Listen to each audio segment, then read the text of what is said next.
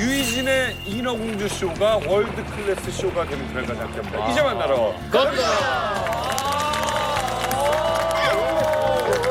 저희 공연 팀이 저만 한국 사람이고 되게 글로벌한 공연 팀이에요.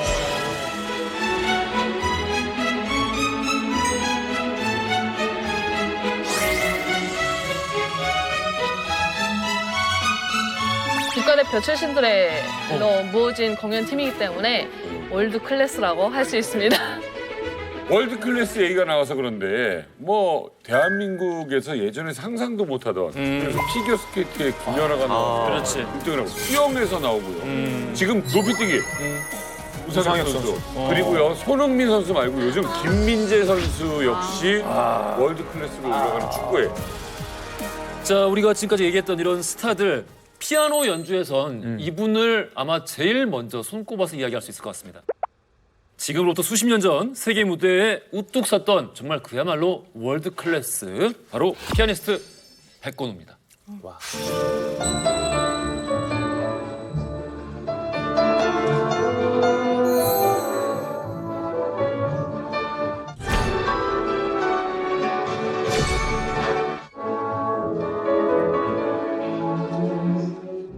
건반 위의 구도자 피아니스트 백건우.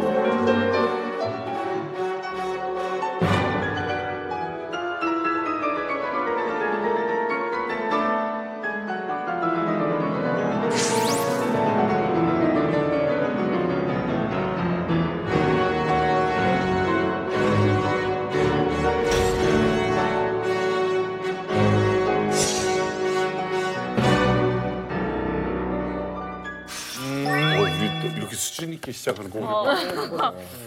거장이죠, 거장. 아, 제가 정말 이분이 얼마나 대단한 분이신지 제가 제대로 한번 알려드리도록 하겠는데요. 일단 프로필 화면부터 한번 보시죠. 자, 이름 백건우, 피아니스트. 정말 이 연주 실력이 전 세계 1등. 이렇게 좀 알려져 있고요. 그리고 저 뭐야? 저게 뭐야? 저 뭐야? 우리한테 소개를 해주는 거야? 아니면 스스로 지금 자습을 하고 있는 거예요? 자율학습이라고 봐야죠. 같이 알아보자는 거죠. 아니 안경에 알이 없어. 야, 진짜 알이 없네? 이게 지금 궁금해서 이해했어요. 피아노 실력은 완전 진짜 전 세계 1등이시고요.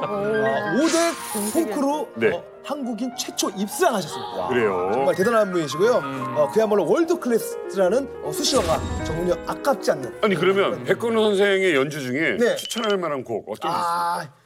정말 좋은 거 맞습니다. 정말 좋은 거 맞습니다.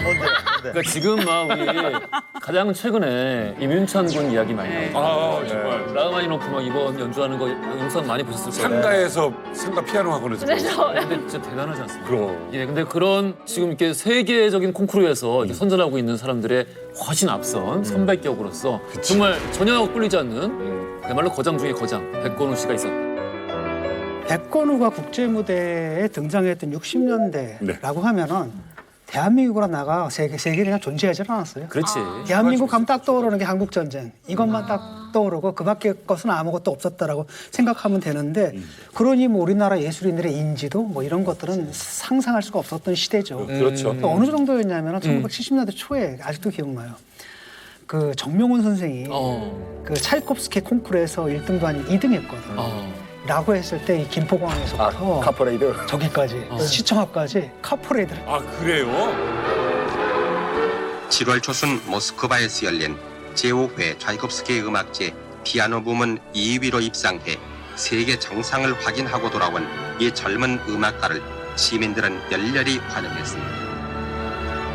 네, 그 정도였거든요. 바로 그 시기에 백건우 선생 같은 경우 부조리 콩쿠르에 이제 입상을 하고 이래서 일종의 한류의 최초라고 할까요? 한류 정도. 클래식 쪽에서 저 세계적으로 이름을 남긴 최초의 한국인 중에 한 분 이렇게 보시면 됩니다. 1세대 월드 클래스. 그러네. 정명훈 선생님이 차이콥스키 콩쿨 대회에서 2등을 했다고 하셨잖아요. 백건우 선생님은 차이콥스키 콩쿨 대회 심사위원을 했었던 사람입니다. 심사위원. 1970년도에 저희 엄마가 음악대학을 다닌 대학생이었거든요. 어머니가. 네, 엄마의 표현으로 그 당시에 우리나라에는 백건우밖에 없었다.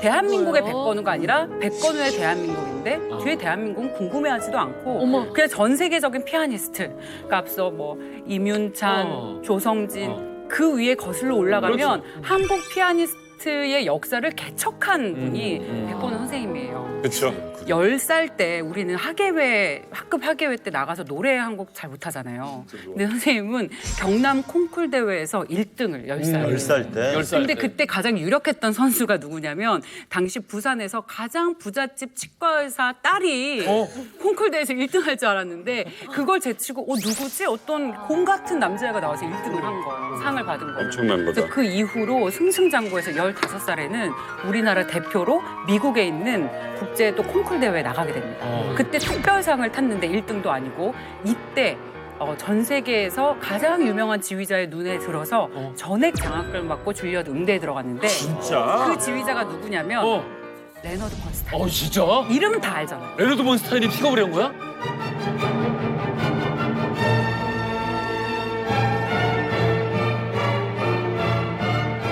레너드 번스타인이 책임지고 키워라라고 해서 전액 장학금을 받고 책임지고 줄리어드 키워라. 그게 백건우가 생긴 이제 시초라고 할 수 있죠. 너무 소름 끼치지 않아요? 천재네, 천재. 네. 웬일이야? 소름 끼치지 않나요? 그런 역사를 가지고 그게 시작이구나. 분입니다. 자, 근데요, 이 백건호 선생이 참 대한민국을 넘어서 이제 미국까지 진출했고 어쨌든 세계적인 피아니스트가 됐어요. 하지만 이분을 더 화제의 인물로 만들어준 게 바로 당대 최고의 여배우 윤정희 선생님과의 결혼이었죠. 이 당대의 인기는 더 어마어마했습니다. 지금으로 비유하자면 김태희 비 커플 정도. 사실 그보다 더 능가한다라고 봐요. 어마어마한 인기였죠. 왜냐하면 이 윤정희라는 배우가 대단했거든요. 어떻게 데뷔했냐? 합동영화 주식회사의 신인 배우 오디션에 합격했는데 1966년 당시 경쟁률이 1200대 1. 예. 대단한 경쟁률이죠. 예, 예. 그리고 한국 영화의 황금기로 불리는 허지웅 작가님 잘 아시겠지만 60년대의 여배우 트로이카 남정임 선생님, 문희 선생님 그리고 윤정희 선생님 이 세 명의 여배우가 60년대, 70년대 한국 영화사를 이끌었다라고 해도 과언이 아닐 정도로 온 국민이 사랑하는 여배우였어요.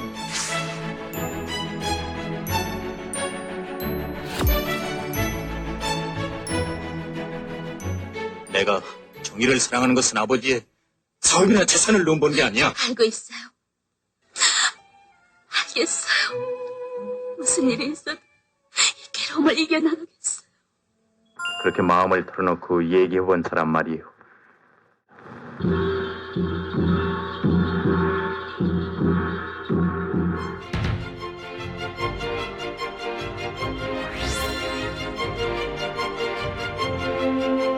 금년도 신인상에 윤정이라는 이름이 들려왔습니다. 이날 수상자는 영화 부문의 윤정희 양 등의 한 명. 영화 연기상은 윤정희 양에게 돌아갔습니다. 여우 주연상은 윤정희, 효녀 심청에 출연한 윤정희 양이 받았습니다.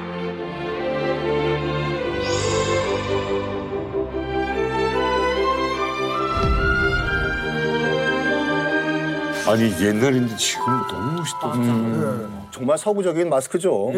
근데 지금 이 윤정희 여사 같은 경우에는 여러 가지 그 이야기도 많지만 정말 공부를 좋아했던 학구파 여배우 있었어요. 그래요? 그래서 영화 배우로 데뷔했을 때 선언을 해요. 나는 5년 후에 난 미국 유학 가겠다. 다 그만두고 미국 유학을 가겠다라고 선언을 하고 정말 영어 공부를 열심히 했었어요. 영어를 또 잘했어. 그 소문이 어디까지 들어갔냐면 청와대까지 들어간 거예요. 그래서 박정희 대통령이 뭐 해외에서 이제 VIP가 오면은 윤정희 잠깐 부르라고 통역시켜라. 그러면 약간 아름다운 여배우가 통역까지 하면은 뭐 있어 보이잖아요. 여기에 또 윤정희 여사가 뭐라고 얘기했냐면 딱 단호하게 선을 그은 거야. 나는 여배우지, 나는 통역사가 아니다. 윤정희 여사의 어머니가 그 소리를 듣고 멘붕이 한 거예요. 중간에 이제 연락을 중정에서 했거든요, 중앙정보부가. 중정의 말을 거부했다. 근데 이 소식을 들었던 박정희 대통령이 오히려 괜찮은데 그 사람이 그래서 그 이후로 마음에 들어가서 매년 명절에 이제 굴비 세트 보내주셨다고. 그런데 원래 목표가 이제 미국이었잖아요. 근데 이제 프랑스 파리에 이제 갔던 이유가 제가 한때 모셨던 신상훈 감독이랑 그 효녀 심청이라는 영화의 여주인공이 있었어요. 이제 신성일 씨가 남자 주인공이고. 그래서 이 효녀 심청의 이제 파리 개봉을 맞춰가지고 이제 파리로 간 건데 신상훈 감독이랑 파리가 너무 아름다운 거 이게. 여기로 가야 되겠다. 라고 마음을 먹고 이제 파리행을 결심을 했다고 하지요. 너무 예뻐. 너무 예쁘다. 어떻게 저렇게 서구적으로 생기셨지?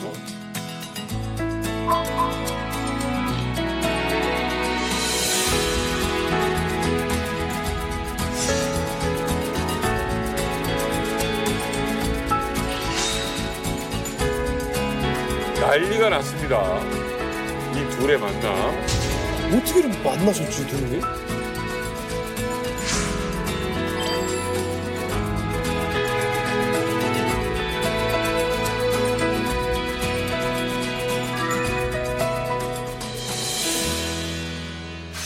너무 멋져서 저희가 이상하다. 무슨 얘기가 진행이 되는데 이 사진만 보면 다들 넋을 읽어, 너무 아름다우니까 두 분의 모습이. 이 두 사람이 처음 만난 곳은 독일이었습니다. 독일?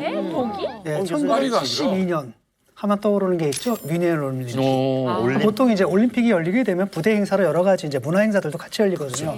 그때 독일에서 활동하던 우리나라의 세계적인 작곡가가 있었죠. 윤희상 선생.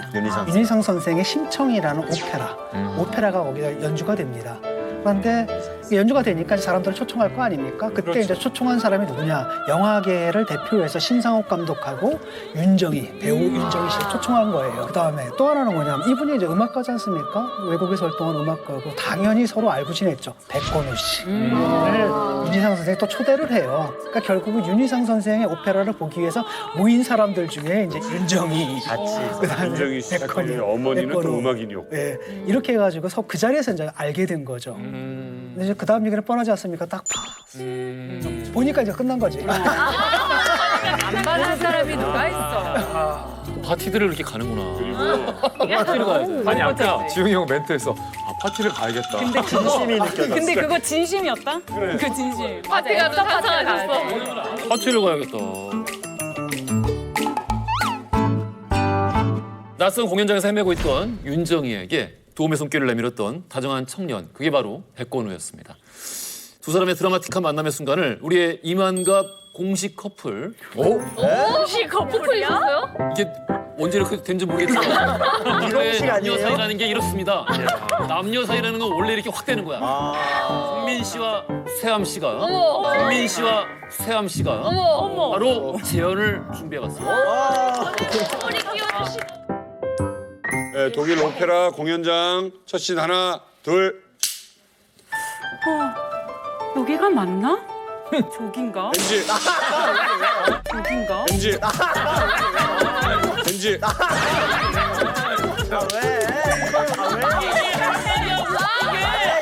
윤정희는 이렇게 인상을 쓴 적이 없어요.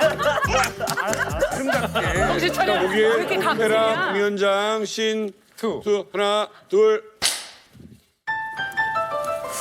여기가 맞나? 아니면 저긴가? 내 자리가 어디지? 내 자리 어딨지? 아우 눈부셔. 아우 눈부셔. 대체 저렇게 이쁜 미모를 가지고 좀 불편한 게 있는 건가? 뭘 찾고 있는 건가? 제가 지금 자리를 못 찾겠어가지고요. 자리요? 혹시 자리 좀 안내. 이게 몇 번인지 혹시 이게 가까이 다 왔어. 자리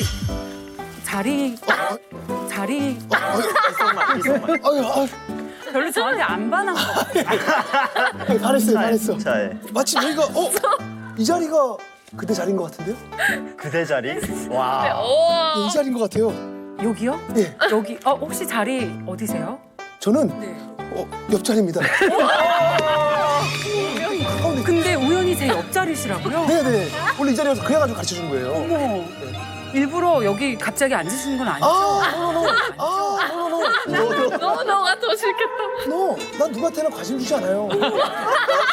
여기는 이 자리는 어떻게 오셨어요? 혹시 성함이? 내가 먼저 물어보려고 했는데 저는 피아니스트 백건우로 갑니다. 네. 예, 성함이 그러면 대근. 저는 윤정이라고 해요. 이렇게 만난 두 사람. 이렇게 만난 두 사람. 그 다음 날 공연에 대한 회식이 펼쳐지는데 두 사람은 회식에 참석합니다. 그리고 젊은 사람들만 모여서 가는 맥주 파티에 두 사람은 참석하게 되는데 이렇게. 윤정이는 적극적이고 잘 놀던 다른 유학생들과 달리 백건우에게 유독 눈길이 갔습니다. 그런데 이렇게 수줍음 많은 성격의 백건우가 그날 맥주 파티가 열리던 가게 안에서 윤정이에게 말없이 건넨 선물이 있었다. 준비가 돼 있네. 정희 씨 풀이야. 샀어요. 월계가는 아니야. 나 꺾었어. 이파리가 너무 많다. 이 빨간 장미꽃이 그날 백건우 씨의 마음을 대변했던 옷이었습니다. 장미를. 자, 정말 최고의 예술가, 배우와 피아니스트가 만났습니다. 그 좀 약간 비하인드 스토리를 말씀드리면은 그 약간 이 모든 걸 가능하게 만들어준 사람이 이제 제가 모시던 신상욱 감독이에요. 그러니까 윤희상 선생님이랑 신상욱 감독님이랑 둘이 베프예요. 네. 베프예요. 그러니까 이제 윤희상 선생님은 그 효녀심청이라는 오페라를 뮌헨에서 공연을 했고, 네. 당시 이제 그 신상욱 감독님은 효녀심청이라는 영화를 뮌헨에서 개봉을 했어요. 네. 각자 데려온 사람이 윤희상 선생은 백건우 씨를 데려오고, 신상욱 감독은 윤정 선생님을 데려온 거예요. 너무 큰 인물들, 젊은 처녀 총각을 딱 거기서 만나게 한 거네. 그래서 윤희상 선생님과 신상욱 감독님이 자주 만났어요. 뮌헨에서 술도 마시고. 그럼 당연히 그 자리에는 젊은 백건우와 젊은 윤정희 선생님이 왔겠죠. 이러다가 이제 약간 정분이 났는데 신 감독이 이제 이런 말을 주로 하셨어요. 쟤들 결혼한 건 내가 중매했었어. 이런 식으로. 이거는 왜냐면 특히 이런 인물은 우리나라 충무로에서 어디에서 데이트를 못하는 분이에요. 못해. 독일이니까 가능한 거예요. 아무도 관심 안 가진. 알아보니까 이 두 청년이, 이 두 젊은 이 하트들이 서로 이제 약간 그 스파크가 튀기는 걸 알고 신 감독이 약간 살아생전에 그거 좋아하셨거든요. 자기가 약간 중매해가지고 이렇게 약간 젊은 남녀 커플 되게 만들어서 흐뭇하게 생각하셨어. 그래가지고 우리 파리로 가자 같이. 그래서 자기랑 이제 젊은 윤정희 선생님이랑 백건우 선생님이랑 같이 파리를 건너갔어요. 데이트하라고. 또 백건우 선생님이 약간 너무 수줍으니까 데이트 잘 못하잖아. 자기가 이제 처음엔 끼었어. 여기서 이렇게 또 먹고 하라고 하다가 이제 마지막에 에펠탑에 너희 둘이 가라고. 난 빠져줬네. 이게 사실은 독일에서 이렇게 만났을 때는 두 분이 본격적으로 교제를 하거나 그런 건 아니에요. 그리고 그 이후에 파리에서 만나게 되면서 두 사람이 조금 묘한 눈빛 교환을 했는데 그때도 두 분이 본격적으로 교제를 한 거 아닙니다. 각자 돌아가야만 했어요. 윤정희 선생님 한국으로, 백건 선생님 미국으로 돌아가야만 했죠. 프랑스에 이런 속담이 있어요. 정치는 독일어로 하고 사랑은 불어로 하라. 사랑 고백은 불어로 하라. 자, 2년이 지난 뒤에요. 그렇게 파리에서 이렇게 짧지만 강렬한 시간을 보내고 미국과 한국으로 돌아가게 되죠. 언제 다시 만날지 기약할 수 없었던 때였어요. 더군다나 백건우 선생님은 미국에서 활동을 했으니까. 그렇지. 윤정희 백건우가 다시 만날 수 있을까? 아마 당사자들도 갸웃갸웃했을 거예요. 그런데 이런 얘기가 있습니다. 만날 사람은 결국 만나게 된다. 그게 운명이라는 수레바퀴가 돌리는 힘이다. 오늘 멘트 되게 로맨틱해요. 로맨틱가이였어 알고 봤더니. 그렇습니다. 2년 뒤에 Something Happened in Paris. 2년 뒤에? 아니, 어떻게 2년 뒤에 정말로 우연의 일치인데 들어보세요. 기가 막힙니다. 1974년에 윤정희 선생님이 아까 얘기했듯이 프랑스 파리로 영화 유학을 떠납니다. 그런데 너무나도 우연히 그 시기에 미국에서 활동하던 백건우가 프랑스 파리로 거처를 옮긴 거예요. 프랑스 파리로 이사 온 거예요. 근데 그때 연락이 됐느냐? No, 천만의 말씀. 우연이네. 이 두 사람이 정말로 영화처럼 소설처럼 우연하게 파리의 그 아름다운 길거리에 특정한 장소에서 우연히 재회하게 됩니다. 말도 안 돼. 아니 그게 말도 안 돼. 약속 안 한 게 아니야?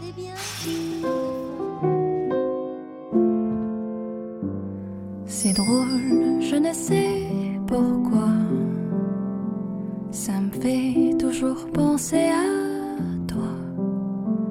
Pour plein d'autres gens, c'est la magie, l'amour, les baguettes, Paris.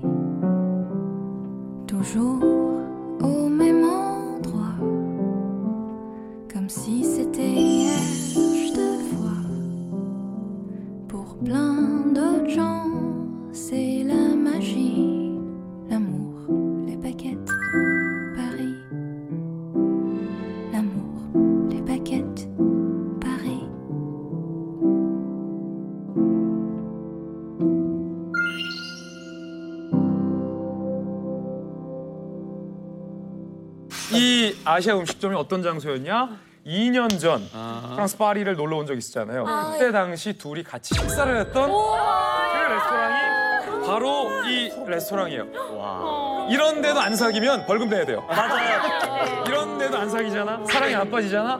이거 세금 내야 돼요.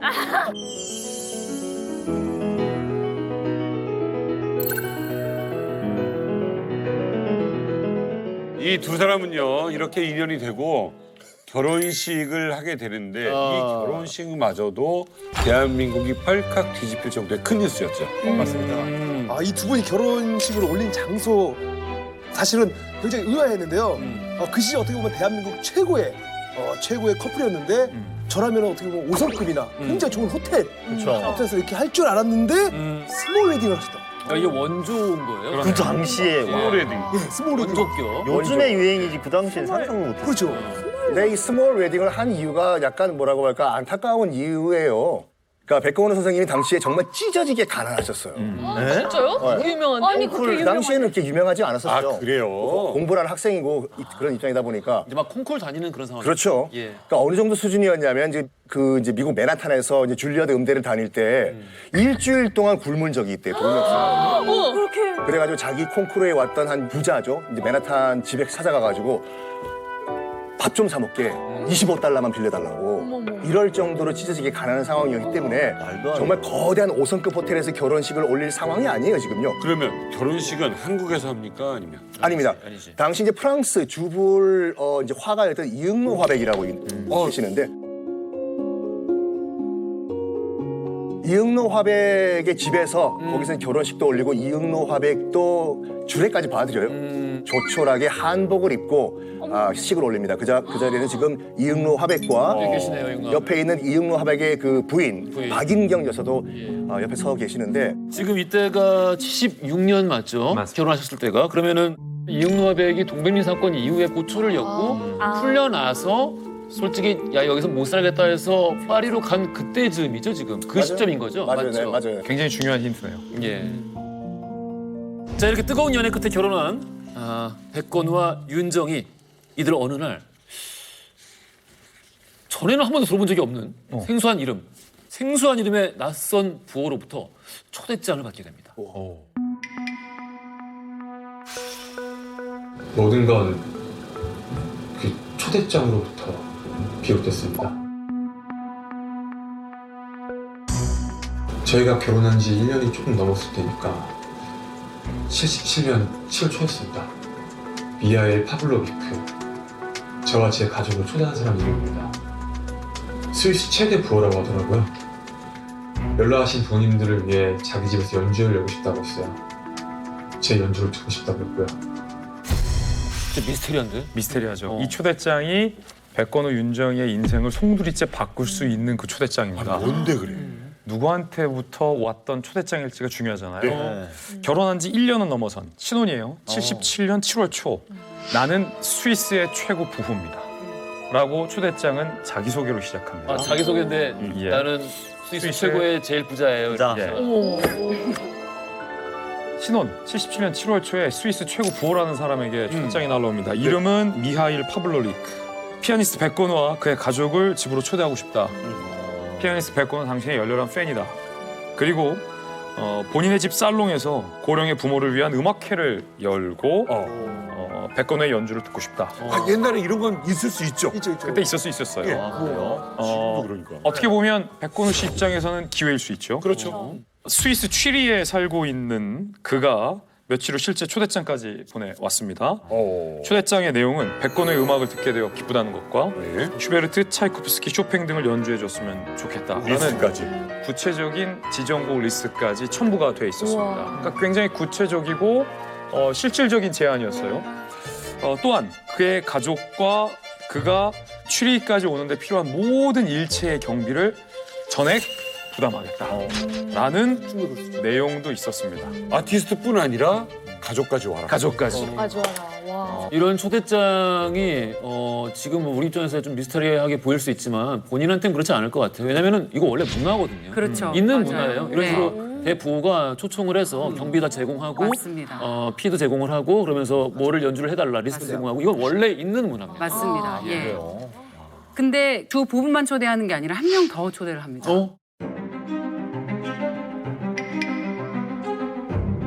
이 모임을 주선한 박인경.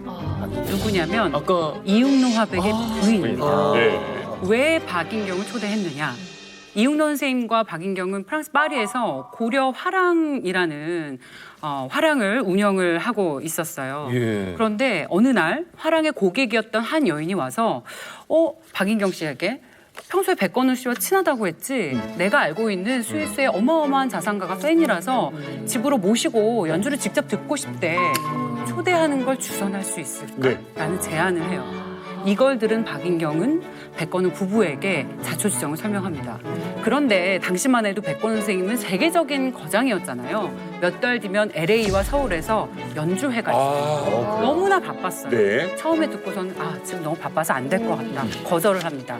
그런데 이응노, 박인경 부부가 이 백건우 선생님에게 어떤 존재입니까? 부모와 같은 사람들이 그렇죠. 결혼식까지 같이 하고 이랬으니까. 이 제안을 쉽게 거절할 수 없었던 거죠.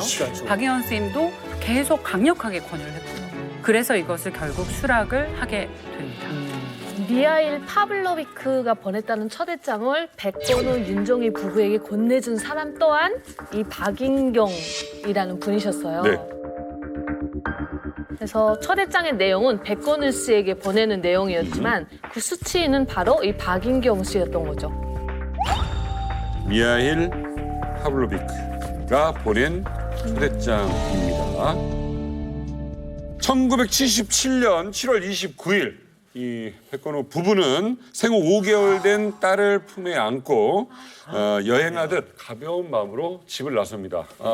오늘 이 공연에서 돈도 벌고 또 인맥도 쌓을 수 있는 아주 좋은 기회였던 거죠. 자, 스위스로 향하는 항공편에 몸을 싣게 됩니다. 이상하게도 스위스에 도착하는 순간부터 모두를 당황스럽게 만드는 굉장히 수상한 일들이 연이어서 발생하게 됩니다.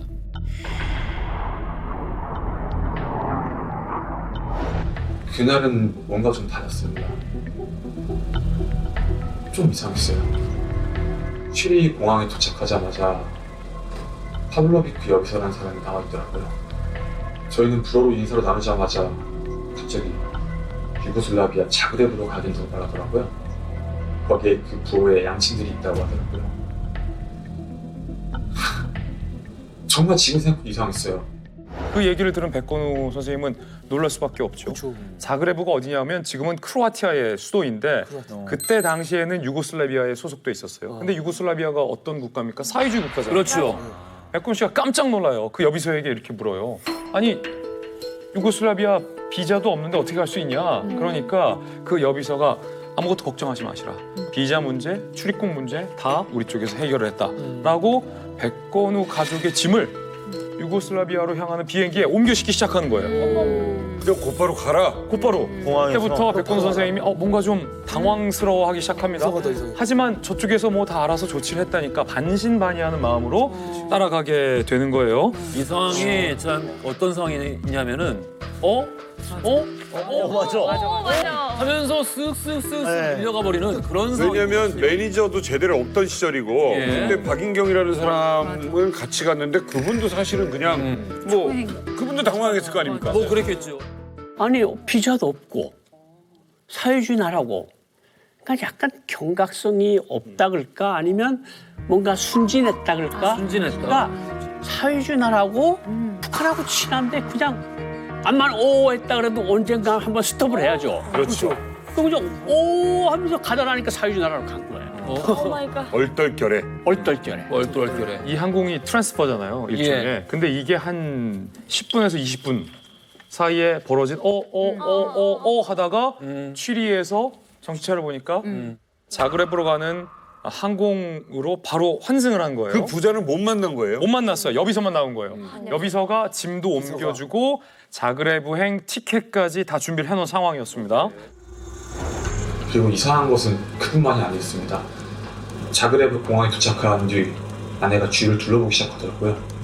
갑자기 아내가 북한 비행기를 본 것 같다고 하더라고요. 조선 민항이라는 비행기였습니다. 그런 지방 도시에도 북한 민항기가 다니나? 조금 의심스러웠습니다. 근데 그것보다 더 이상한 건 저희를 주시하고 있다 한 여자 있어요. 차림새가 좀 이상했어요. 흰 저고리에 검은색 치마 그리고 선글라스를 쓰고 있더라고요. 자, 그래서 자그레브 공항에 도착했습니다.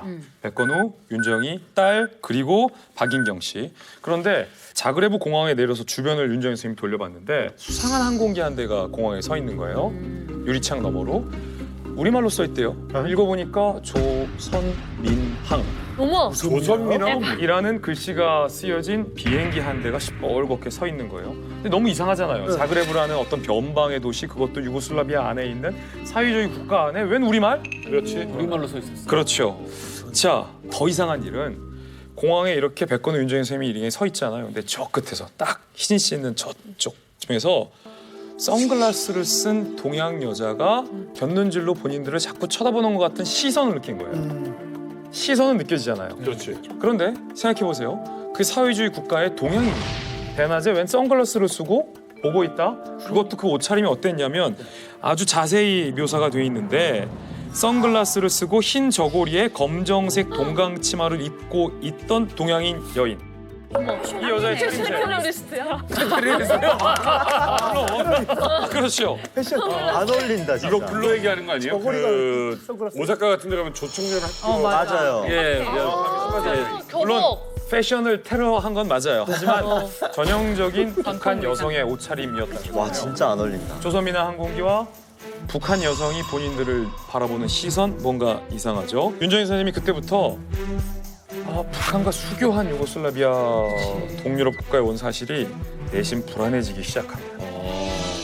그러니까 치마 저고리를 입은 사람이 그렇지. 유고슬라비아 공항에 있고 그것 자체도 신기하죠. 조선 비행기가 저기 있고 아니 고 박사님 이거 흔한 일 아니잖아요. 당시에 그러니까 70년대, 80년대 북한 항공 노선, 전기 노선 4개밖에 없습니다. 딱.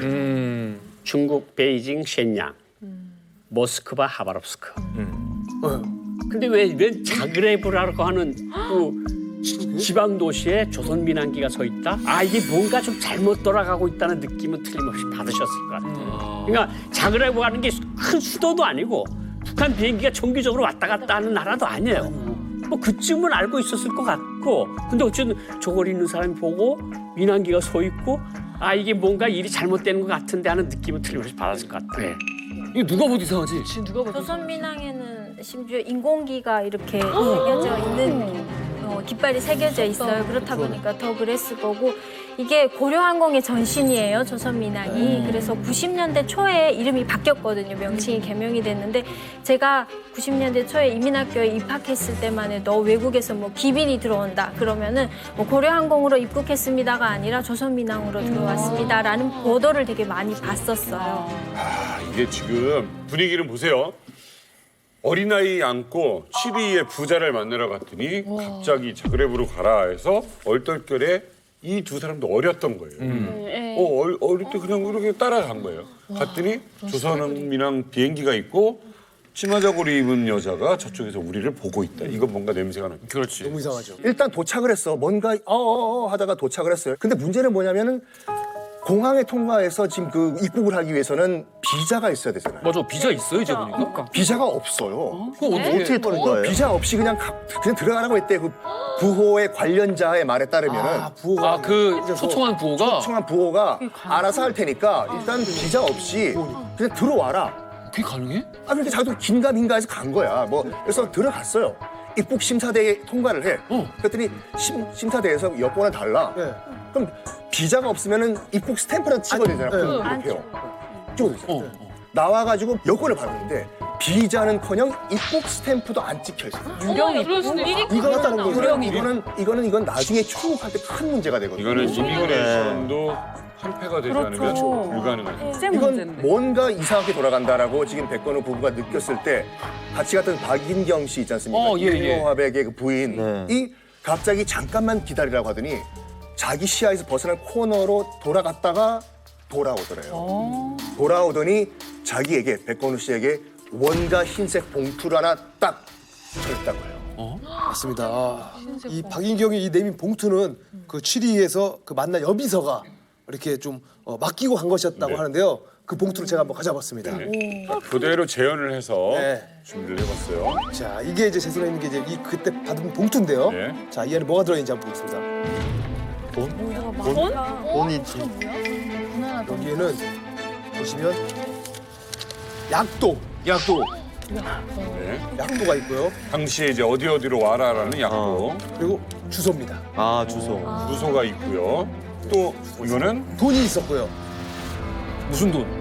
그러니까 여기 차비. 그러니까 왜냐면 이 당시에 환전이라는 것도 제대로 안 될 테고 또 그리고 이 안에 보면 열쇠입니다. 아,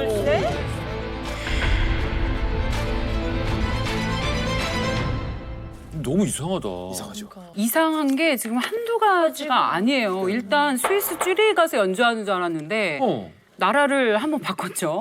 그러니까. 한번 바꿨는데 비자도 없이 현장에- 입국이 돼. 네, 비자도 없이 입국이 됐죠. 자, 나라 바꿨어요. 비자 없이 입국이 됐어요. 현장에 갔는데 관계자가 아무도 없어요. 그래, 관계자 나와야지.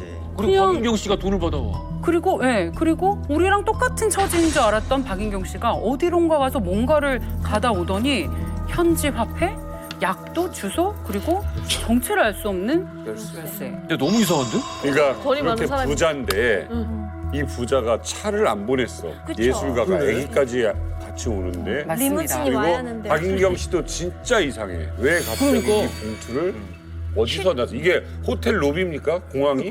그러니까. 이상해. 아니 박인경 씨가 본인이 더 공포에 겁에 질리고 그러니까. 내가 더 이상해서 이게 어떻게 된 일인지 막 두리번거려야 되는 게 맞는 상황인데 그렇지. 어디 가서 오히려 이 봉투를 받아오신 거예요 지금? 희한한데? 그리고 여기서 한 가지 힌트가 이 출입국 심사대에서 여권에 출입국 도장을 안 찍어줬다는 거잖아요. 네. 이거는 사실은 고영한 선생님이 아프리카에서 자주 써먹던 수법이에요. 아니, 무슨 말을. 잘 알죠. 좀 눈빛이 약간 회상해. 아니 그게 뭐냐면 도장을 찍지 않으면 네. 솔직히 말씀하셨잖아요. 나오지도 못해요. 다시. 그리고 그 유고 관리가 비자 없는 사람이 들어갔는데 딴 사람하고 저 사람 체포해. 사회주의 나라권 왜 자본주의 나라가 들어오는가? 비자도 없이. 근데 그냥 통과했다는 거는 뭔가 무르르듯이 어떤 작전이 작동을 했다는 거예요. 한마디로 말해서. 그러니까 이게 우리 어디에 한번 된통 작전 세력에 당해보신 분들은 늘 공통적인 진술을 하잖아요. 그치. 하다 보니 내가 속아 있더라. 그리고 주변 사람들 다 왔다 들어가 있고. 이런 생각까지는 해볼 수 있을 것 같아요. 그 부호가 굉장히 이상한 이례적인 괴짜가 아닐까? 이런 생각까지는 해볼 수 있을 것 같아요. 아마도 그런 생각이었을까요? 결국 백건우 부부는 봉투 안에 들어있던 약도를 따라서 가게 됩니다. 택시를 타고 봉투 속의 주소로 찾아간 백건우 가족과 박인경. 그러나 이들이 도착한 곳의 풍경은 그들이 예상했던 일반적인 연주회를 준비하고 있는 공간의 풍경과는 매우 달랐다고 합니다. 택시가 이들을 내려준 곳은 자그레브의 그것도 외곽. 자그레브도 외곽인데 거기서 또 외곽에 한적하고 고요한 적막한 주택가 한가운데 딱 내려주더래요. 집 앞에 3층짜리 주택 앞에서 내려줬는데 생각을 해보세요.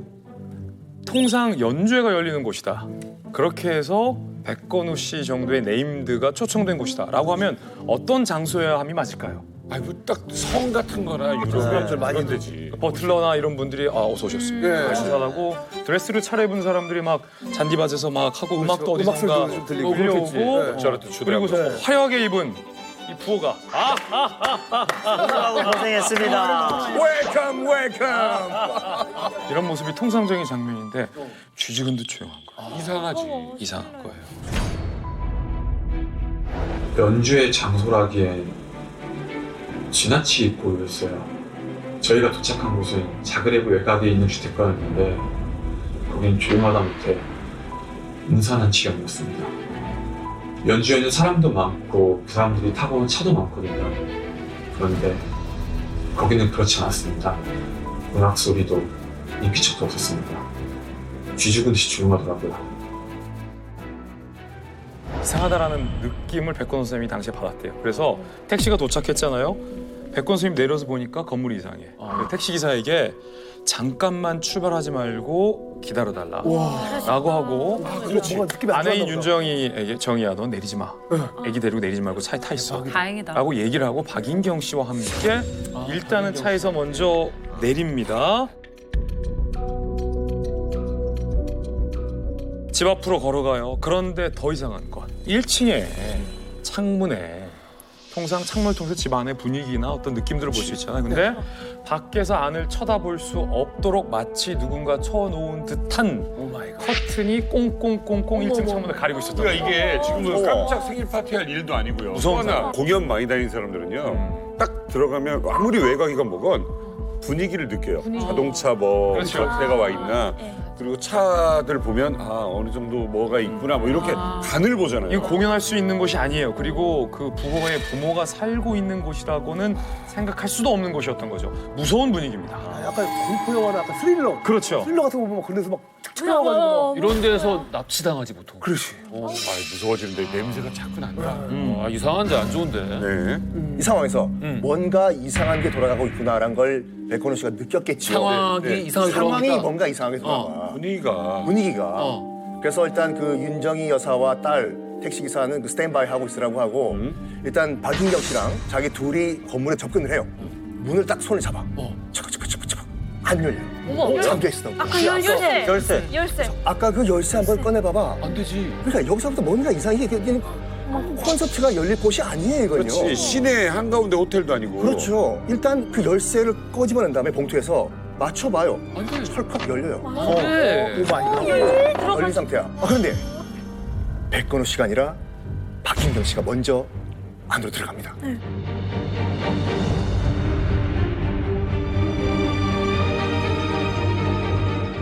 그 자기 안 들어가고 밖에 스탠바이 하고 있어. 그래서 박인경 씨가 이제 2층으로 올라갔는데 이런 말을 했다고 해요. 여기 2층에 지금 만찬 준비가 다 끝난 것 같아. 뭐야? 그럼 안에 우와. 사람이 있다는 거야? 그래서 일단은 어머니 같이 모셨던 박인경 씨가 2층에 만찬 준비가 다 끝났다라는 말을 했기 때문에 일단 문을 열고 들어가요. 들어갔다고? 1층에 방들이 있었는데 다 한번 열려고 시도를 해봅니다. 저거 1층 방들이 다 문이 잠겨 있어. 만찬 준비를 했다는 거죠. 아주 작은 집은 아닌가 보구나 그러니까. 3층 저택이에요. 아니 무슨 에어비앤비도 아니고 직접 문 열고 들어갔는데 만찬이라고 해서 가서 보니까 복숭아 하나 있고 한 접시밖에 없는 거예요. 왜 그래? 만찬 음식이 그래도 적당히 먼 길 왔는데 수고하셨습니다. 정성스럽게 차려진 음식이 있을 줄 알았는데 이건 자신이 어머니로 여겼던 사람이 얘기하는 만찬이 아니잖아요. 이상하다. 근데 또 너무 이상해지기 시작한 거예요. 다행히 이때부터 백건우 씨가 이제 기지를 발휘를 그래야 하는데 돼. 밖으로 나왔어요. 누가 지나가는 사람 없나 봤더니 옆집에 어떤 소녀가 배드민턴을 치면서 놀고 있어. 그 소녀에게 소녀야 여기 아미크 씨, 이 부호라고 하는 아미크 씨 집 맞니? 이랬더니 소녀가 어떤 할아버지가 혼자 살고 있어요. 맞아요. 라고 했다는 거예요. 진짜? 그러면서 저기 보세요. 3층에 보면 빨래가 걸려 있잖아요. 보니까 빨래가 걸려 있어요. 사람이 살고 있는 거는 확실합니다. 그리고 소녀도 살고 있다고 얘기를 해줬고요. 그래서 소녀가 제가 같이 가서 봐드릴게요. 그 집에 들어와서 같이 들어와서 3층까지 이거 완전 공포인 거야. 올라가 봤습니다. 3층을 올라갔다고 백건우 씨가? 백건우 씨보다 그 소녀가 앞장서서 3층에 올라가서 여기 할아버지 사는 거 맞다고 함께 집에 들어가게 됩니다. 아니 왜 갑자기 이런 분위기가 되냐고. 그러니까. 제가 따라들어가면 안 되는데. 79년도에 제네바의 어느 부호의 집에 네마노스카에 연애 초청을 해서 가봤는데 웬만한 부호 집은 딱 봐도 그냥 샤또처럼 알립니다. 이렇게 티가 나지. 자그레브 외곽에 이런 허름한 3층짜리 집 같은 게 아니거든. 아 여기 그러니까 대부호랑 관련이 없다. 그러니까 아약 이 사람이 아마 처음부터 집 보면서 이건 그냥 허름한 주택이라는 걸 느꼈을 거야. 왜냐면 부호는 그때 당시 동유럽도 그랬고 프랑스도 그렇고 일단 샤또라고 표현하려면 그러니까 맨션, 망숑, 샤또의 차이는 뭐냐면 샤또는 그 영화에서 많이 봤죠. 대문에서 이 저택까지 차 타고 들어와야 돼요. 그렇지. 근데 이건 그냥 내려서 현관문이죠. 지금 그래서 따라 올라간 거죠. 3층까지 올라간 거예요 지금. 일단 다행히도 백건우 선생은 3층까지 안 올라가요. 그러니까 일단 그 옆집에 살고 있는 소녀가 제가 한번 확인해 드릴게요 하면서 3층까지 먼저 튀고 올라갑니다. 튀어 올라가는데 백건우 선생님은 어떡하지? 올라갈까 말까? 3층까지는 안 올라가 봤잖아요. 10층까지 먹었지. 3층까지 올라갔던 그 소녀. 소녀가 먼저 갔지. 올라갔어요. 갑자기 갑자기 지르면서 놀랐잖아. 진짜 놀랐다. 깍 소리를 지르면서 3층에서 뛰어 내려오는 거예요. 뭔가 본 거야 이 소녀가. 뭘 봤지? 그래서 뛰어 내려오고 백건우 씨도 뭔가 이상한 게 돌아가고 있다. 내려가야 느꼈어.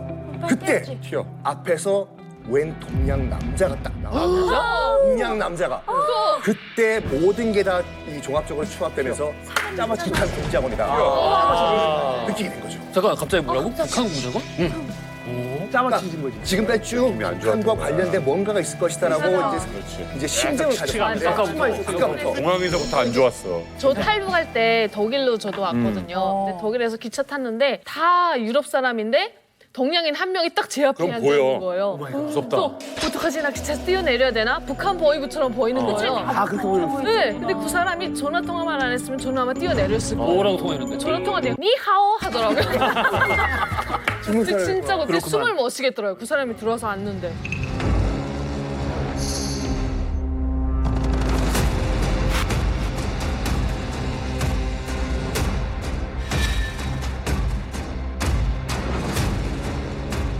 자, 문제의 남자의 모습이 눈에 들어온 순간 백건우는 그의 정체를 알아차리게 됐습니다. 이제껏 이어졌던 여러 가지 수상한 예감들, 이상한 징후들이 하나로 모여서 확신으로 뒤바뀌는 순간이었습니다. 이때는 뒤도 돌아보지 않고 도망가야 됩니다. 무조건 튀어야 돼. 백건우는 뒤로 돌아서 그 집을 빠져나옵니다. 그런데 그 동양 남자가 백건우를 쫓아서 빠르게 쫓아옵니다. 집을 빠져나가려는 백건우를 붙잡으려는 북한 공작원. 북한 공작원이 wait! 라고 소리치면서 거기 기다리라! 라고 소리를 치면서 백건우를 쫓아와요. 백건우 선생님이 전속력으로 택시 안으로 몸을 거의 날립니다. 고고! 택시 안에는 윤정희 선생님과 그의 딸이 기다리고 있었죠. 백건우 선생님이 택시 문을 닫았는데 그 동양인 남자, 북한 공작원이 택시 문을 잡으려는 그 순간 택시 기사가 극적으로 악셀레이터를 밟아서 일단 도망가겠다. 오케이. 나 땀났어 지금. 그런 줄. 간발의 차인데 나 진짜 상상. 사실 이게 신의 한 수가 뭐냐면은 와 땀났어. 타고 온 택시를 대기시킨 거. 그렇지. 그거를 출발시켜 보냈으면은 그게 아니었으면 큰 시골이야. 그러니까 저 대단한 게 좀 이상하다 계속 백건우, 윤정희 선생님 두 분 다 느껴왔던 거예요. 그렇지. 그런 느낌이 있으니까 택시를 기다리라고 하지. 그렇지. 그냥 그렇지. 여행도 하고 피곤하고 솔직히 애 있잖아요. 그러면 들어가자. 그래 이제 들어가자. 그럴 수도 있고 하고 들어가서 우리 그냥 여기 쉬나 보다. 연주에는 다른 곳인가 보다 하고 그냥 들어갔을 거예요. 근데 그 택시 스탠바이 해놓은 게 신의 한 수예요. 만약에 그때 백건호 씨가 타고 왔던 택시를 예 고맙습니다 그러니까. 안녕히 가세요라고 했으면 큰일 날 뻔한 거죠. 그렇지. 그런데 여러분 아까 뭐 여러 가지 이유도 있지 않습니까? 뭐 공항에서 누구도 있고 누구도 있고. 근데 왜 분위기라는 건 그런 근거 없이 먼저 이렇게 와요. 인사라도 오고. 그러니까 자기도 이제 뭔가 느낀 거죠. 그 다음에 이제 끝난 다음에 생각하면 맞아. 그게 이상했지.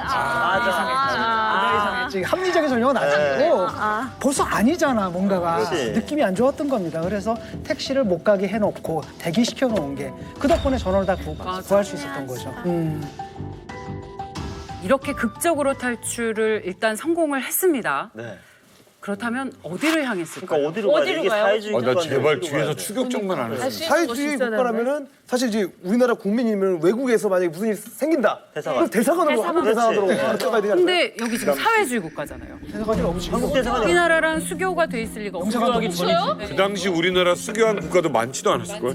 공산국가에서는 대한민국을 인정을 안 해서 국가로. 그럼 공항? 유엔 가입 이전이란 말이야. 그러니까 사회주의권에서는 대한민국을 국가로 인정을 안 안 했단 했던 말이야. 때죠. 한국 식당이나 이런 아, 그럼 빤하지.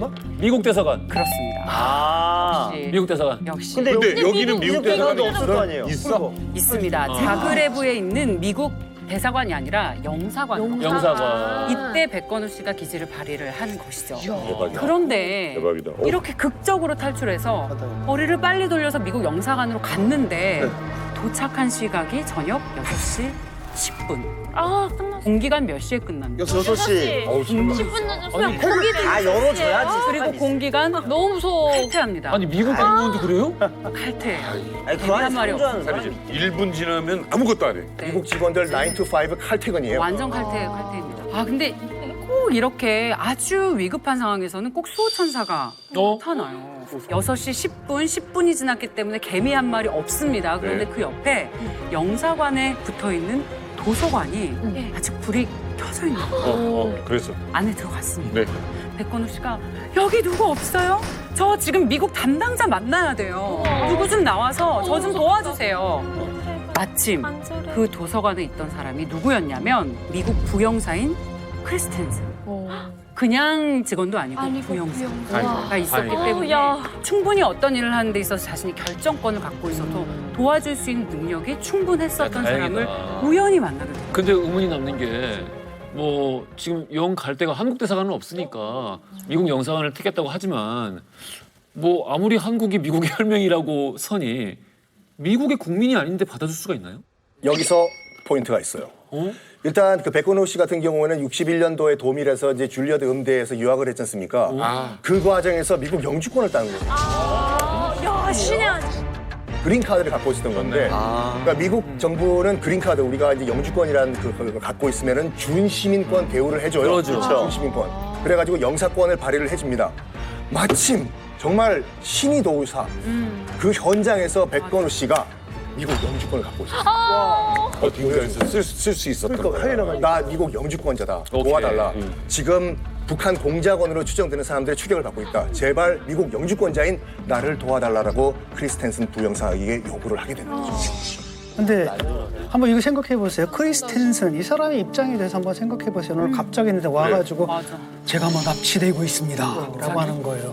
그럼 여러분들은 황당하지 않겠어요? 뭐몇 가지 가능성이 있죠. 첫 번째, 이 사람들이 정신이 나갔다. 두 번째, 이 상황이 몰래 카메라다. 세 번째, 혹시 이게 진짜가 아닐까? 판단이 안 쓰는 거죠. 그래서 결국은 어떻게 했냐? 그래도 안전하게 판단을 해야 되니까 일단은 사실로 이제 믿어버린 겁니다. 그리고 자신이 할 수 있는 건 뭐냐? 이 사람들은 그럼 원래 있었던 파리로 돌려보내는 게 내가 할 일이다. 라고 생각을 해서 바로 그날 밤에 알아보니까 이미 파리행 비행기는 끝났잖아요. 그래서 다음 날 가장 빠른 비행기 티켓을 딱 끊어놓고 그다음 이 사람들은 어떡합니까? 또 안전한 곳으로 모셔야 되잖아요. 그래서 자기가 묵고 있는 그 호텔에다가 방을 얻어주고 그리고 거기는 이제 다 함께 윤정희 씨 가족하고 박인경 씨하고 같이 무섭잖아요. 네. 그래서 같은 방에 하룻밤을.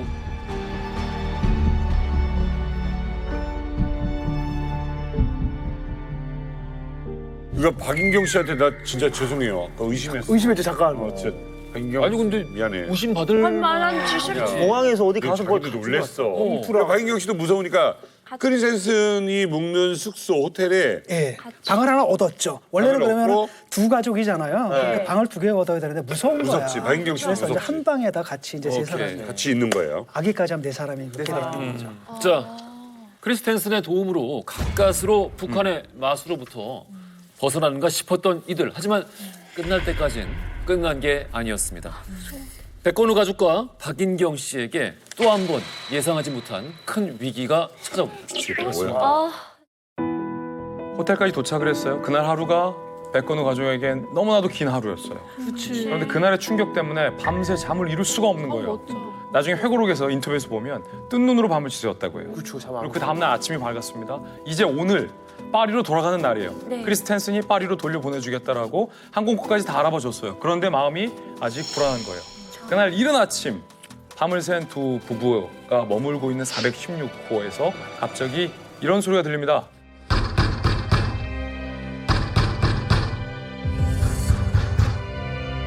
덜컥 겁이 났죠? 가만히 있었어요. 어떻게 반응할 수가 없잖아요. 그런데 어떤 소리가 들냐면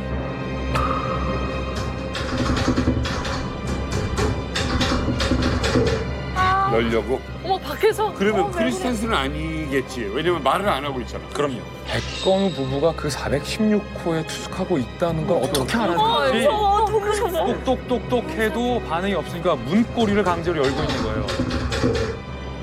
그런데 416구 밑에 백건우 씨가 머물고 있었던 아래층에 크리스텐슨이 머물고 있었어요. 아, 다행이다. 백건우 씨가 바로 크리스텐슨에게 전화를 겁니다. 밖에서 물어볼 두려고 있는데 무서워서 문을 못 열고 있어요. 그래서 크리스텐슨이 전화를 끊고 살금살금 위층으로 올라가 봅니다.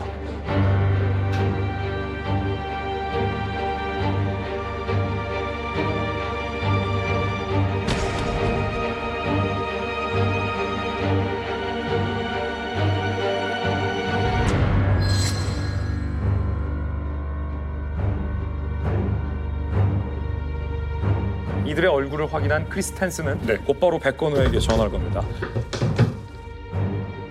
문을 열지 않는 게 좋겠습니다. 문 밖에 지금 북한 사람들이 있습니다. 딱 보고도 아는 거지 이제 거기 크리스텐슨. 어떻게 눈치를 챈 거지 뭔가. 근데 딱 보고 안다는 건 말이 안 그 되는 사람이 거야. 아니, 어떻게 알았다는 거야? 이유가 있습니다. 그 사람들이 크리스티안에게는 이미 낯익은 얼굴이었기 때문에. 왜? 그 며칠 전에, 그 얼마 전에 뭐가 있었냐면 오스트리아 건국 기념일 리셉션이 있었답니다. 네. 크리스텐슨이 거기에 이제 참석을 했는데 외교관들. 거기서 북한 사람으로 어머. 이 사람들이 참석했대. 바로 그 사람들이 거기서 참석한 거예요. 이제는 확실한 거네. 야. 이제는 100% 확신을 하게 되는 거네요. 정확하네. 외교관들은 서로 이렇게 알죠, 인사하고 뭐 하는 알죠. 자리가 많은데 그 자리에서 본 북한 사람은 기억하겠죠. 그러니까 진중권 선생님 말씀하셨잖아요. 의원회장에서 봤다고. 자그레브라는 게 지방 도시예요. 그러니까 총영사관이 몇 개가 없는 거야. 그러니까 외교관들은 얼굴 다 알아. 총영사관이 북한 자그레브에 있는 북한 총영사관이 북한 공작 거점이었어. 동유럽에. 왜냐하면 그 자그레브에 북한인들이 한 명도 없었거든. 그러니까 거기에 나가 있는 총책임자는 공작부서 에서 파견된 사람들이에요. 북한 외교부에서 나간 사람 한 명밖에 없었어. 공작.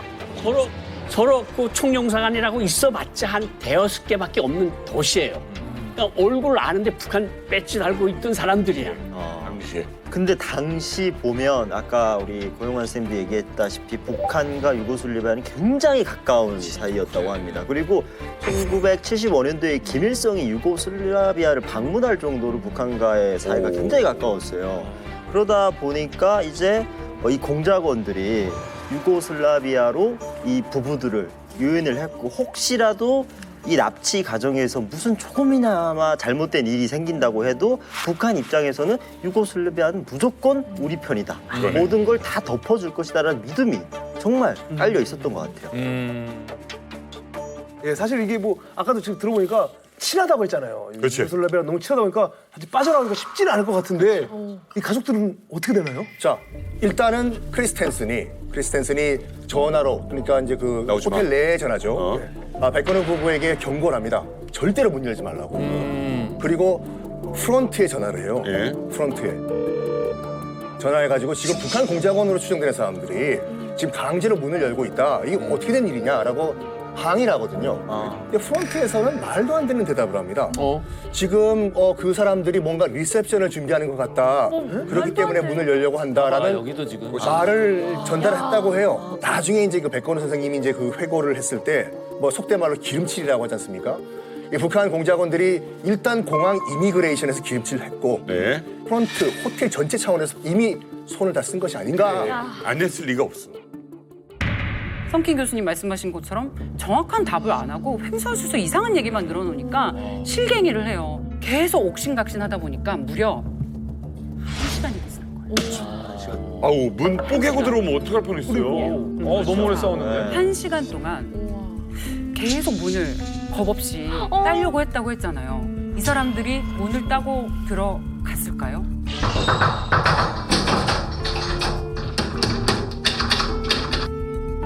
크리스텐슨이 올라가 봤습니다. 그랬더니 문 앞에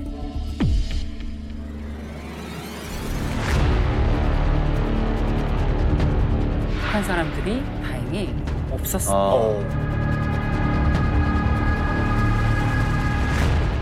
Mr. Beck, we need to go. Follow me.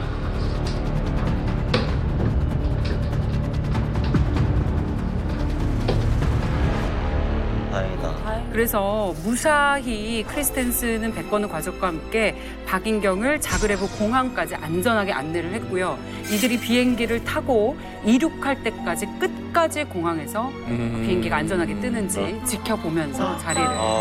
그렇죠. 크리스텐슨도 이게 위험한 상황이라는 걸 알았거든요. 그렇지. 맞아요. 그러니까 이 사람들 그냥 두면 사고 나겠다라고 느낀 거죠. 맞습니다. 아무 조건 없이 이들을 지켜준 뒤에 그렇게 유고슬라비아를 떠나는 순간까지 크리스텐슨의 도움을 받은 백건우 가족과 그리고 박인경은 7월 30일입니다. 정오쯤에 파리의 오를리 공항에 무사히 도착하게 됐고요. 천만다행이죠. 자, 다행히 무사히 파리까지 돌아온 백건우 가족 그리고 박인경 씨. 자, 일은 무사히 해결이 됐다고 합니다만은 중간중간 너무 말이 안 되는 의혹투성이 사건의 연속이었죠. 뭔가 있다는 거예요. 배후에 뭔가 있다는 겁니다. 이 끔찍한 사건의 배후를 밝혀야 합니다. 파리로 돌아온 백건우 부부는 자신들이 겪은 납치 미수 사건을 세상에 공표합니다. 순간적으로 의심을 정말 안 했어요. 비자가 없고 뭐 그러니까 저희들은 못 간다고 그랬더니 뭐 다 됐으니까는 걱정하지 말고 가라 그러면서 저희들 짐을 뭐 뺐고 그러니까 거의 뭐 친절하게 뺏는 거죠. 자기가 들어준다고. 전 믿고 싶지 않지만 현실은 그렇지가 않군요.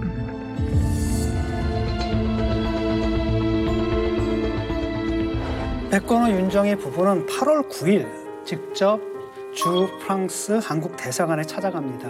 그리고 사건의 경위를 설명하고요. 자필 진술서를 작성해서 제출을 하죠.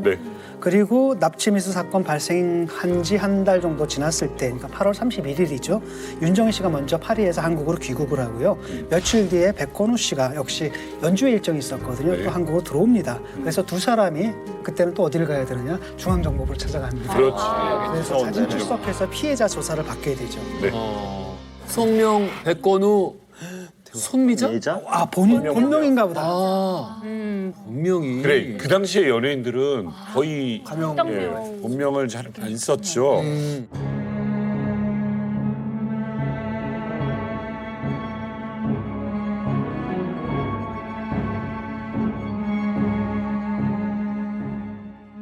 아니 근데 진술서 백건우 부부의 진술서는 봤으니까 그렇지. 박인경 씨 진술서는 어디 있나요? 박인경 씨도 써야죠.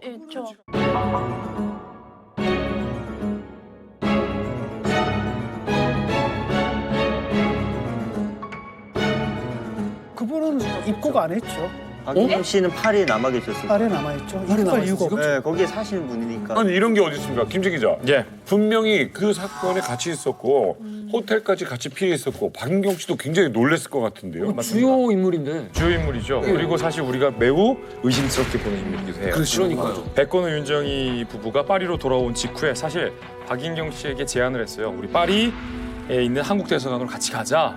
그래서 자진 신고하자. 안 그러면 이거 잘못하면 오해받는다. 같이 자필 진술서 쓰고 세상에 폭로하고 조사받자라고 제안을 했어요. 그런데 무슨 이유에서인지 박인경 씨가 확답을 해주지 않는 거예요. 대답을 미루다가 이틀 뒤 8월 1일 박인경 씨도 신고에 동의했습니다. 그래 우리도 같이 가자. 그런데 다음 날 백건우 부부에게 다시 박인경 씨가 전화를 겁니다. 이렇게 말해요. 마음이 바뀌었다. 가족끼리의 사건이니까 우리 조용히 해결하자. 나는 대사관에 가지 않겠다. 라고 대사관에 가는 것을 끝내 거부합니다. 결국 박인경 씨가 한국 대사관에 가지 않았고 우리 정부의 조사도 끝까지 정말 마지막 순간까지 거부합니다. 그래서 이 사건은 지금까지도 미완인 채로 수사가 종결돼 버려요. 나 이거 하나만 물어봐. 동백님의 전이야 후야? 후지. 동백은 후죠. 부담스러웠을까? 당연히 그게 제 가장 설득력 있는 그러니까. 말이에요. 이누압에 당시 억울하게 누명을 쓰고 아무것도 남지 않은 상황에서 지금 이제 프랑스 파리로 망명을 해온 상황 아니겠습니까? 이 상황에서 아마 오해받을 수 있다라는 생각을 하는 것도 충분히 할 수 있는 생각이 아닐까라는 생각이 들기도 하고요. 동시에 드는 생각은 그럼에도 불구하고 박인경 씨 이 행동에 의구심이 가는 부분들이 너무 많아요. 너무 수상해요. 이 사건 와중에 너무 많은 부분들이 설명 안 되는 부분이 있기 때문에 풀어줬으면 좋았을 텐데라는 아쉬움도 동시에 들긴 합니다. 자, 이 부분에 대해서 그녀가 왜 조사를 거부했는지 본인에게 그 이유를 직접 들어보겠습니다. 진짜? 진짜요?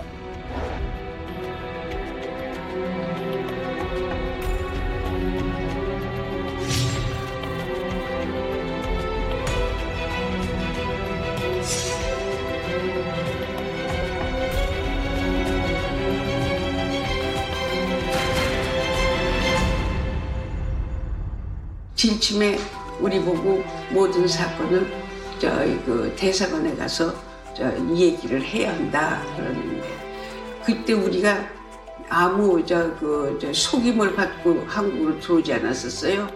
그러니 어떤 일이 또 어떻게 벌어질지 그건 누가 알겠어요. 그러니까 그 이후로는 내가 한국 대사관이나 한국에 대해서는 일절 포기하다시피 보다도 무서워했지요. 그거를 당해보지 않은 사람은 몰라요.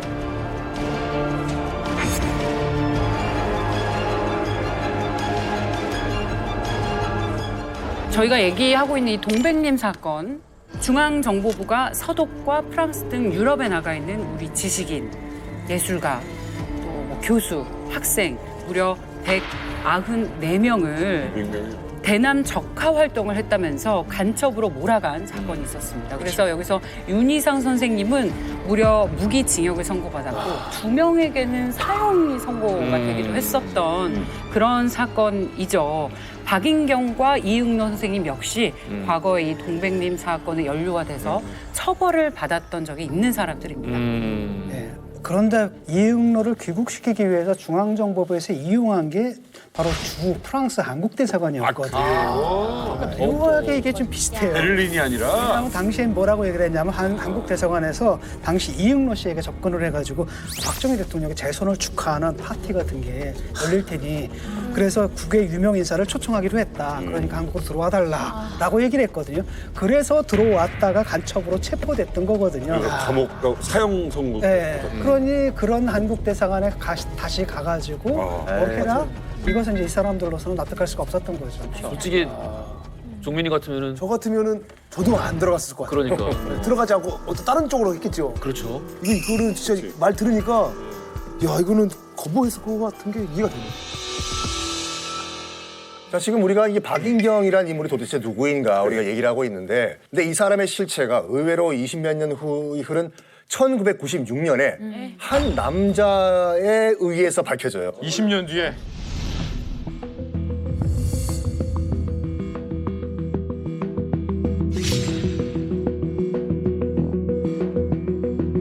이한영이라는 인물이 뭐 안타깝게도 분당에서 이제 북한 공작원에 의해서 사망을 했지만 1996년에 책을 하나 썼어요. 대동강 로얄 패밀리 서울 자맹 14년이란 책에서 이 박인경이라는 인물의 실체를 폭로를 합니다. 소련에선 당시에 누가 있었냐면은 자기의 이모인 성혜림이 이제 그 병치료차 이제 그 모스크바에 있었거든요. 거기에 한 남자가 성혜림을 만나러 왔다고 해요. 그 사람의 이름은 이정용이라는 사람인데 북한 대외연락부 제1부부장. 이 대외연락부가 이제 보통 납치를 해오는 그런 부서거든요. 저희가 보셨던 그 신감독이랑 최현희 씨도 이 대외연락부가 납치를 해왔는데 만났대요. 그러니까 일단 성혜림이랑 그 이정용 부부장이 이제 만난 자리에 이제 자기도 모스크바에 있으니까 갔겠죠. 만났는데 이제 실토를 한 거예요. 이정용 부부장이 이제 성혜림한테 사실 내가 지금 그 백건희 윤정희를 지금 포섭을 하기 위해서 모든 공작을 다 계획을 세웠다. 근데 실패를 했다. 그래서 마지막 순간 정말 한 실수 때문에 내가 이 계획을 수포로 만들었다면서 딱 한 실수? 탑재를 쳤다라고 얘기하는데 그 이정용이 한 말, 그러니까 이제 이한영 씨가 이제 들은 말이었다면 뭐라고 얘기했냐면 윤정희를 잘 아는 할머니 한 명을 공작원으로 포섭을 했다. 할머니를.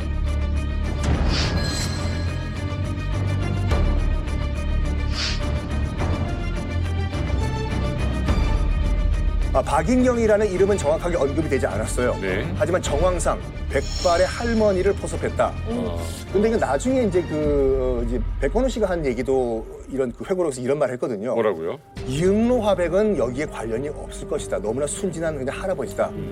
내 생각에는 박인경 씨가 이 모든 걸 다 지휘를 했던 것이 의심된다. 이제까지 모든 사실을 다 이야기를 했잖아요. 대연락부 소리도 하고 자그레브 소리도 하고 3만 달러를 줘서 경찰국장 매수하고 비자가 없으면 동구권으로 사회주권 사람이 못 가요. 그건 어디 100사람한테 물어봐도 다 똑같은 대답을 해. 철의 장막이라 그랬잖아요. 철의 장막을 비자 없이 넘어간다는 게 이상하잖아요. 그러니까 모든 것이 조선 민항기부터 시작해서 비자 없이 들어갔는데 복숭아 나라 있고 이런 모든 정황상을 보면 그림은 딱 그려지는 거 아니에요. 근데 거기에 아무 연고도 없는데 누구를 믿고 갔겠어요? 그 부부가. 박인경 씨죠. 결혼식 때 사실상 부모님 역할을 그래, 했죠. 엄마잖아요. 이한영 씨 이제 증언에 따르면 어. 그냥 뭐 백발의 뭐 할머니다 이 증언도 하셨지만 네. 그 외에 또 한 가지 한 게 윤정희 씨와 가장 가까운 분을 네, 섭외를 그러면은 했다. 사실- 라는 증언도 같이 하셨어요. 그러니까 가까운 분은 그리고 무엇보다 박인경 씨가 없었다면 여기에 가는 초대장 누가 초대했는지 아예 처음부터 실행이 안 되잖아요. 아, 실체가 없어요. 네. 이 사건의 최초의 시작. 메신저예요. 야, 누군가가 너 찾아라고 했던 것도 박인경 씨예요. 시작과 전개 그 안에서 매번 중요한 순간에 이 사건이 다 이렇게 물을 흐르듯이 흘러갈 수 있게 만들었던 장본인. 그렇습니다. 이들이 그 집에서 나와서 택시를 타고 용사관으로 향할 때 네. 박인경 씨는 이 일을 크게 벌리지 말고 조용히 덮어두자. 이렇게 이야기를 했대요. 그렇게 얘기를 했대. 네. 그 영상관으로 가는 절체절명의 순간에 네. 그러니까 야. 덮어주자. 우리가 말만 안 하면 조용해진다. 네. 박인경 씨의 이제 수상한 행동이 여기서 그치지 않아요. 그 이제 416호를 이제 북한 공작원들이 문을 두드리잖아요. 그때 그 안에 분명 같이 있었거든요. 그러면서 그 상황을 모든 걸 다 지켜보면서 그 백건우 그다음 이 윤정희 부부는 무서워서 막 벌벌 떠는데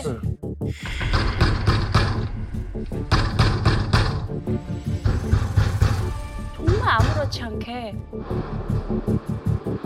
내가 가볼 거야. 한 발짝 두 발짝 가서 그 30cm 거리에 있는 문선잡이 이렇게 잡으려고 해요.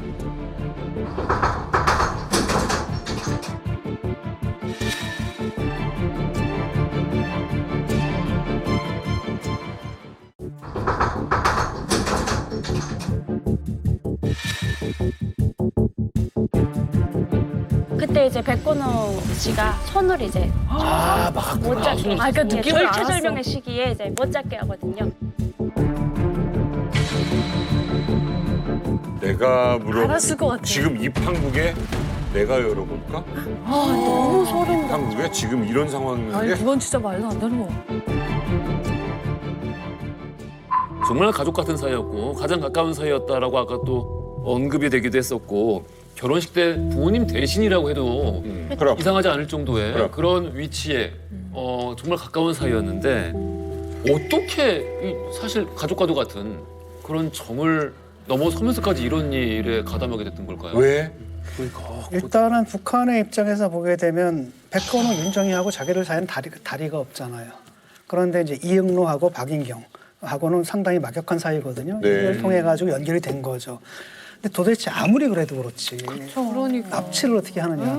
자기. 어쩌면 박인경 씨는 이게 납치까지라고 생각 안 했을 수도 있어요. 나는 이게 좀 궁금해. 그러니까 왜냐하면 납치를 하려면은 바로 그냥 공항에서 차 타고 그냥 차 대서 그냥 해가지고 그냥 데리고 가면 되는 거잖아요. 또 하나는요. 파리에서 해도 돼요. 아마도 이제 잡아다 놓고 우리 공화국에서 최고의 예술가 대우를 해주고 아. 특히 이제 윤정희 같은 경우에 뭐냐면 배우지 않습니까? 네. 특히 이제 김정일 같은 경우에는 영화 예술에 굉장히 관심이 많았고 네. 그런데 이제 북한 영화 예술의 발전을 위해서 나중에 신상옥하고 찌은 이런 분들을 갖다 납치를 하지 않습니까? 아마 그런 필요 때문에 한 것 같은데 굉장히 막 그런 제안을 했겠죠. 오시면 최고의 대우, 공화국 최고의 대우를 해줄 테니까 와라 이렇게 설득까지만 할 거다라고 아마 이분한테 얘기하고 그들은 이제 그게 안 된다면 플랜 B로 그냥 납치해서 가자라고 했는데 이 부분까지는 몰랐을 수도 있을 거예요. 근데 아마 그 좀 약간 재정적인 문제가 있지 않았을까. 그때 많이 쪼들리는 상황이었다는 건 있었어. 70년대에 북한이 정말 공작물을 팍팍 쓸 때고 그때 2만 달러, 3만 달러는 돈도 아니에요. 제가 전번에 한번 나와서 전두환 암살 사건 때 돈 이만큼을 내가 가지고 다녔다 그랬잖아요. 돈을 막 쓸 때거든. 근데 그때 한국의 뭐 이응로 하백이나 이분들은 뭐 29 그쪽에 살았다 그러잖아요. 파리 가보면 파리 북쪽이 29인데 거기는 기차에서 내리는 것도 위험해요, 사실은. 지금까지도 그래요. 네. 19구, 29가 거기가 약간 빈민가 할렘 같은 그런 거기인데 그러니까 살림이 좀 그랬으니까 북한이 접근을 그런 방법으로 접근하지 않았을까. 그리고 실제로 1976년에 박인경이 그 윤정이한테 그때 돈으로 400만 원을 제공했다고 서울중앙공문서가 발견되기도 했다고 해요. 400만 원? 그때 400만 원이면 지금 한 50년 됐는데 400만 원이면 아마 강남에 아파트 한 2개를 살 수 있는 돈이 아니었을까 이런 생각이 좀 드는데 아마 이런 것들이 어쨌든 북한의 심정적으로 좀 가까웠던 거는 우리가 좀 이제까지 쭉 이야기를 해왔잖아요. 근데 뭐 실제로 간첩일을 했는지는 뭐 우리가 그 이야기까지 하는 건 아니잖아요. 근데 어쨌든 북한 일을 도와주는 데서 역할을 한 건 틀림없고 그 연결 고리가 돈이 아니었을까 그런 생각을 하게 됩니다. 어쨌든 머리 좀 굴렸어요. 그리고 야, 저 좀 해봐 했더니 연구해서 이렇게 하려고 그랬는데 실패했어요. 대노했겠어요, 이제. 그러니까 대노했겠죠. 지금 김정일 같은 경우에는 북한을 영화 메카로 만들려고 하는데 실패한 거잖아요. 납치 실패 보고를 받은 김정일 격분을 합니다. 근데 제 일을 어떻게 처리한 것이야? 이런 식으로. 그래가지고 두 번째 대상을 물색을 하는데 노동당 공작 담당 부부장 강혜룡을 불러서 이런 말을 해요. 일단 다음 목표는 신상옥 최은희 부부야. 제적이네. 와, 데려오라. 그리고 정말 살 떨리는 말을 해요. 이번에도 실패하면 아오지 탄광이야. 우와, 엄마야.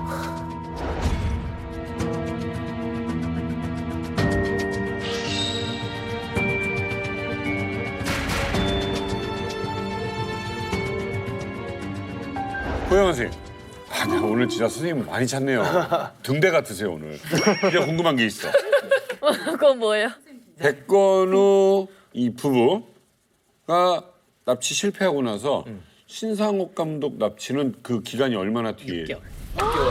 그러니까 안 됐네. 이런 과정이 가능해요. 바로바로 그냥. 만약에 윤정희 선생님의 그 납치가 성공했으면 최은희 사건 안 일어났어요. 그러니까 플랜 B. 제가 아까 말씀드렸지만 성혜림이라는 첫사랑이 있고 한국에서는 윤정이라는 아주 대스타가 있는데 이걸 데려오고 싶은 거야.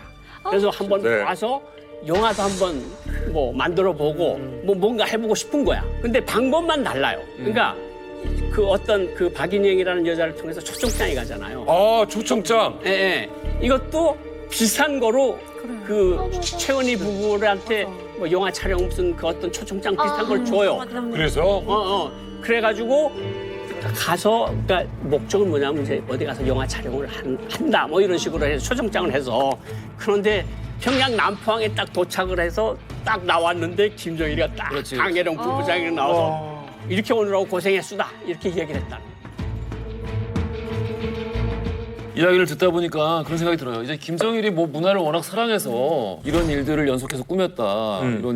이런 이야기들이 종종 들리는데 지금 이렇게 백건우 윤정희 부부 또 이후에 이제 신상옥 최은희 부부를 납치해가지고 본인이 가지고 있으려고 하는 이런 욕망 이런 것들은 사실 문화를 부흥하고자 하는 욕망이 아니라 그냥 내가 뭔가를 갖고 싶은 거예요. 내가 내 책장에 이 사람들을 넣어두고 싶은 거예요. 이거는 권력을 가진 어느 소시오패스의 수집광적인 어떤 욕망이에요. 이거를 문화사랑이라고 생각하면 안 돼요. 전혀 달라요. 뭐든 나는 다 가질 수 있다. 수집한 거예요, 사람을.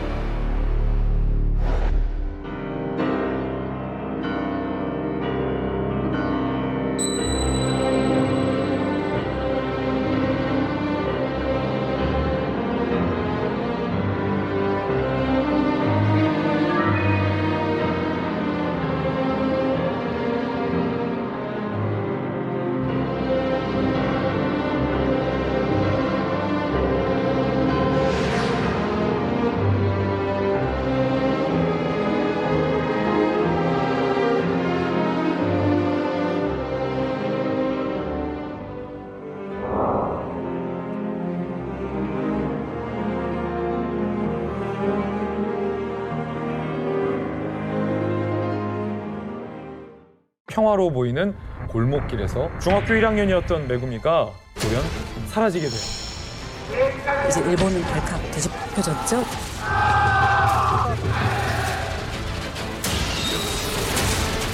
메구미가 납치가 됐다는 사실을 알려준 유일한 목격자 북한의 공작원이었어요. 임무 수행하고 북한으로 가려고 하다가 눈에 보여서 납치했다.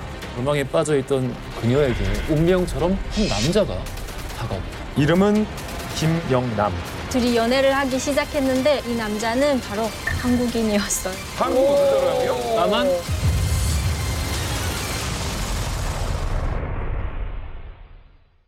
채널 A